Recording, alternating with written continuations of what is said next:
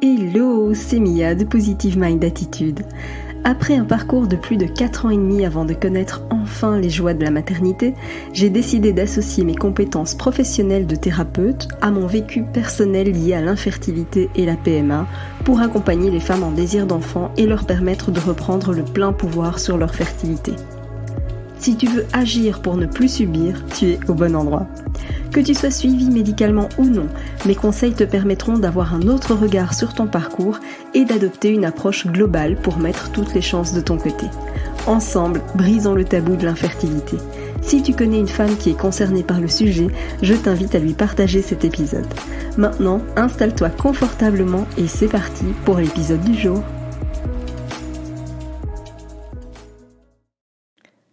Infertilité, se fier à son intuition. Aujourd'hui, j'ai envie de te faire un épisode de podcast complètement différent de ce que tu as peut-être l'habitude d'entendre avec moi. Pourquoi ? Tout simplement parce que je me suis aperçue de quelque chose en discutant avec une amie coach. C'était assez rigolo, elle m'a fait une remarque et je me suis dit « Ah tiens, zut, mais c'est vrai en fait ». Et j'en avais pas du tout conscience. Et donc j'avais envie de te partager ça.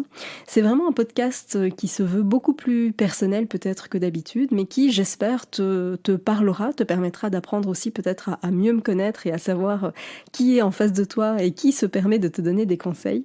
Mais c'est vrai que c'est quelque chose qui fait intégralement partie de moi. C'est quelque chose qui fait aussi intégralement partie de mon programme d'accompagnement et sur lequel je me suis vraiment rendu compte que je ne m'exprimais pas, que ce soit sur les réseaux, que ce soit même à travers de ce podcast. Et encore une fois, voilà, j'en ai pris conscience récemment. C'est pas du tout quelque chose de volontaire, mais j'avais vraiment envie de t'en parler aujourd'hui. Et c'est assez rigolo parce que cette discussion, elle portait sur l'aspect spirituel. En fait, cette personne dont je te parle, elle me dit « mais en fait, t'es vachement spirituelle comme nana ». Et c'était assez rigolo parce que oui, clairement, on peut considérer, en tout cas je me considère comme étant assez spirituelle, dans le sens en lien avec la spiritualité. Et pour autant, en toute transparence avec toi, je me considère comme ayant vraiment, pardonne-moi l'expression, mais le cul entre deux chaises. Qu'est-ce que je veux dire par là ? C'est que depuis toujours, je suis appelée vers un côté très spirituel. J'aime cet aspect spiritualité.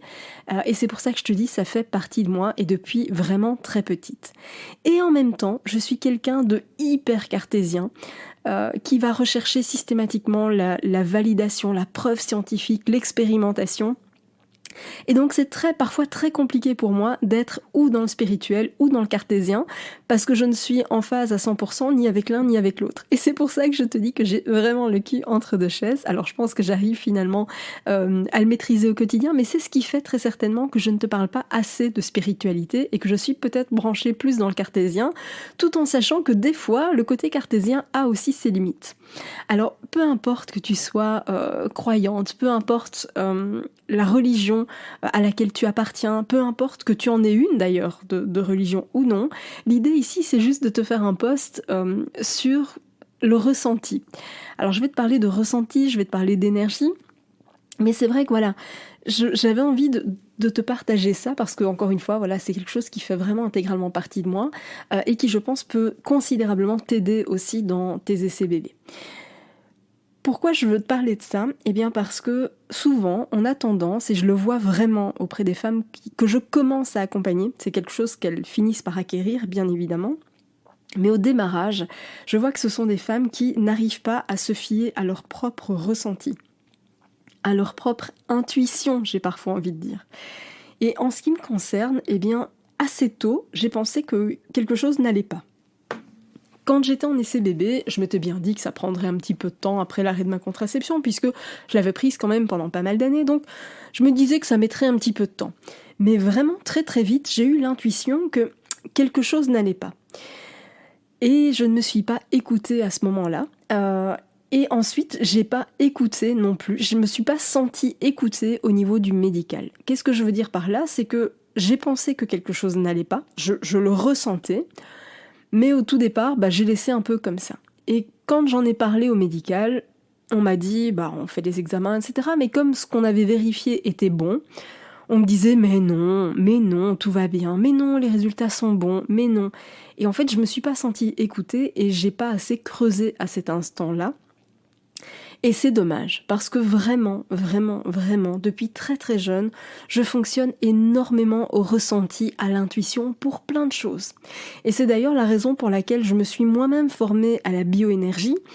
C'est pas parce que je voulais découvrir une nouvelle discipline, mais parce qu'en fait je voulais comprendre, ça c'est mon côté cartésien qui prend le dessus, j'avais envie de comprendre, j'avais envie d'avoir des explications, de mettre des mots, de mettre un côté factuel sur quelque chose que je faisais de façon inconsciente depuis toute petite. Et quand je te dis toute petite, c'était quand même très jeune. Je te donne un bête exemple. C'est vrai qu'aujourd'hui, depuis quelques années maintenant, on parle plus de lithothérapie. C'est vrai. Donc le soin par les pierres.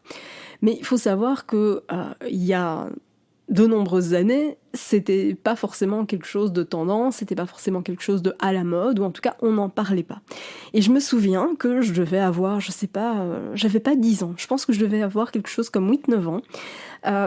Eh bien, je me retrouvais à tanner mes parents pour en fait aller voir un géologue qui avait des pierres. Et j'étais fascinée par ces pierres. J'étais vraiment fascinée déjà par l'espace dans lequel les pierres étaient mises. Je trouvais en tout cas une très jolie pièce qui sentait bon, il y avait comme une odeur d'encens comme ça à l'intérieur, et ces pierres étaient magnifiquement exposées, et surtout la personne en question savait aussi me raconter exactement d'où les pierres venaient, il pouvait m'expliquer justement quels étaient les bienfaits de ces pierres-là, et donc très très jeune, j'ai vraiment été intéressée par la lithothérapie, et donc c'est assez bizarre parce que vraiment, moi j'ai pas du tout été élevée dans la spiritualité, mais quand je te dis pas du tout, c'est pas du tout. Moi, j'ai des parents qui sont totalement athées. Je n'ai jamais été baptisée, donc j'ai forcément pas fait de communion, rien de tout ça. Je ne me suis pas mariée non plus, d'ailleurs, ceci dit. Mon fils n'est pas baptisé non plus, donc tu vois, cette dimension spirituelle classique, j'ai pas du tout grandi là-dedans. J'ai pas du tout été élevée avec ça. Et pourtant, il y a des choses comme ça qui me semblent, je sais pas, comme des messages parfois qui sont envoyés, comme des intuitions qui me parviennent, que ce soit à travers les pierres, que ce soit à travers les émotions que je peux ressentir, et surtout à travers quelque part cette notion de vibration. Et c'est vraiment intéressant, tu vois, je m'intéresse beaucoup au taux vibratoire, au niveau d'énergie, etc., parce que ça amène des blocages potentiels. Et aujourd'hui, je suis fascinée par ça parce que c'est de plus en plus démontré au niveau scientifique, et donc ça, vraiment, j'en suis ravie. Je pense notamment à Masaru Emoto, avec les travaux qu'il a pu faire sur la mémoire de l'eau, mais je pense aussi au docteur Louis Montagnier, à Albert Einstein, évidemment. Cette vibration, cet aspect énergétique, voilà, la science commence à le démontrer, et je pense que dans les années à venir, on aura de véritables révolutions en la matière. Et c'est vrai que ce côté, voilà, énergie m'intéresse au plus haut point. C'est d'ailleurs la raison qui m'a amenée à choisir la fleur de vie comme logo.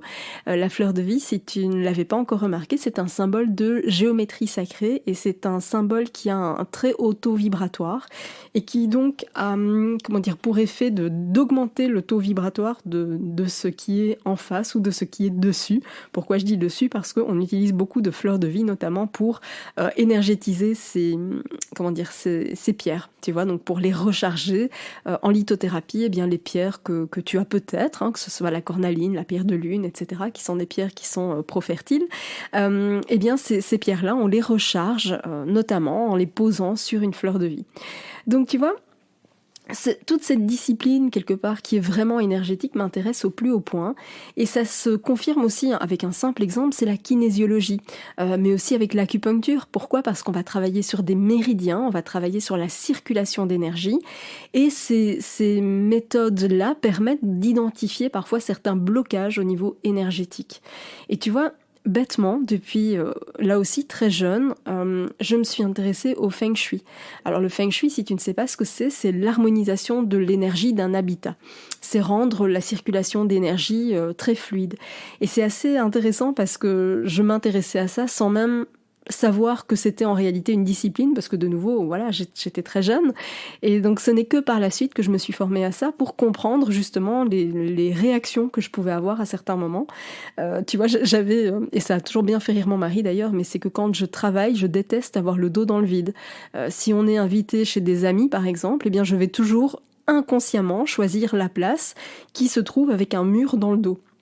Voilà, tu sais, où finalement on a la table et la vue qui est dégagée vers l'ensemble de la pièce. Tu vois, c'est assez rigolo, mais je suis hyper sensible aux énergies que je peux ressentir et ça m'est déjà arrivé plein de fois de rentrer dans des habitations, tu sais, d'amis qui avaient acheté, qui ont déménagé, voilà. Et alors des fois j'arrive et je me sens super bien et c'est génial, et puis il y a d'autres fois où ça m'est arrivé quand même 2 ou 3 fois, où vraiment je me suis sentie mal, mais à un point t'imagines même pas. Tu sais, vraiment avoir un froid dans le dos comme ça, un frisson qui me parcourait. Bon, après j'ai compris finalement avec l'historique de la maison qu'il y avait eu des choses pas très agréables qui se sont passées dans cette maison, mais vraiment ça se ressent d'un point de vue énergétique. Alors pourquoi je te parle de ça ? Parce que, encore une fois, il est très probable que c'est quelque chose que tu ressens très certainement, mais une chose à laquelle tu ne prêtes pas forcément attention. Et c'est dommage parce que ça peut vraiment te donner des indicateurs sur ce que tu éprouves, sur ce que tu traverses, et aussi sur des blocages potentiels. Alors quand je parle de blocages potentiels, c'est y compris au niveau pathologique, tu vois. Assez vite, l'intuition m'a amené à me rendre compte qu'il y avait quelque chose qui tournait pas rond. Et effectivement, j'avais des cycles irréguliers, mais je sentais que quand on m'a posé le diagnostic du syndrome des ovaires polykystiques, je sentais que c'était pas la seule et unique explication. Et vraiment, j'aurais dû insister à l'époque parce que finalement, quand j'ai fini par insister, on m'a diagnostiqué de l'endométriose après la naissance de mon fils. Tu vois, malgré que les premiers résultats, on me disait mais non, tout va bien. Et en fait, j'aurais dû m'écouter et j'aurais dû creuser. Et c'est vraiment ça que j'ai envie de partager avec toi, c'est de te fier à cette dimension plus d'intuition, d'apprendre à écouter tes ressentis. Alors parfois, les ressentis, ils viennent, on ne sait pas trop d'où, mais ils sont là. Et surtout, ne les balaye pas d'un revers de la main. C'est quelque chose qu'on a tendance à faire. En tout cas, moi, j'étais la première à le faire. Et vraiment, apprends à te faire confiance. Si moi je ressens l'énergie, si moi je ressens quelque part le taux vibratoire, eh bien toi aussi tu peux apprendre à écouter, tu peux apprendre à faire confiance à ton intuition. Et c'est d'ailleurs quelque chose que j'apprends aux femmes que j'accompagne, c'est de ressentir, d'apprendre à ressentir et d'apprendre à se faire confiance. Tu as le contrôle sur tes actions. Pas sur ton résultat, mais tu as le contrôle sur tes actions. Et le ressenti, eh bien, ça te permet de poser des actions qui sont justes. Combien de fois je ne me suis pas écoutée et je me suis retrouvée à aller à des soirées où finalement j'avais pas du tout envie parce que la seule chose que je voulais c'était finalement me préserver, c'était éviter une annonce de grossesse supplémentaire, c'était ne pas rendre visite à la maternité à quelqu'un qui venait d'accoucher, etc. etc. Mais ça passe aussi par le choix des produits que tu utilises, tu vois, le fait d'écouter ton ressenti, d'écouter ton intuition, tu vas savoir ce qui est juste pour toi, tu vas savoir ce qui est bon pour toi. Donc vraiment, je t'invite vraiment à y faire très attention. C'est aussi ça, quelque part, reprendre le pouvoir sur ta fertilité, c'est aussi t'écouter, c'est aussi poser des actions qui sont en accord avec toi.